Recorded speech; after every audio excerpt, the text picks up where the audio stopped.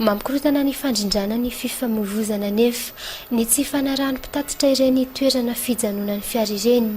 Saika amin'izany eny amin'ny toerana izay tiany hijanonana ireo fiara, indrindra fa ireo fiara fitateram-bahoaka. Naneho ny fahavonona ny hanatsara ny tolotra omena ny mpandeha ny tompony andraikitry ny fitanterana. Fampiarana ny lalàna dia ao anatiny hoe amin'ny fanatsarana ny service izay hoan'ny vahoaka aloha, indrindra koa ao anatiny hoe fiezahana anatiny matianina nanaovan'ny mpitatitra ny asany.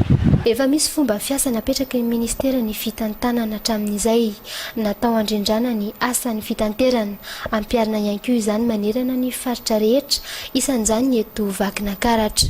Sy fomba fiasa efa nipetraka hatramin'izay ny amin'ny fanosehana foana hatrany an-trano ny matianina ny mpitatitra amin'ny ankapobeny, dia anisan'ny zava-dehibe indrindra sy tandrovana ihany koa eto anivon'ny ministera amin'izao fotoana dia mahakasika ny sécurité routière, hoe afaka mivezivezy ny olona sy ny fananany ary mivezivezy ao anatin'ny fitonitsaina, tsy misy atahorana mahakasika ny loza na fahasimbana fananana.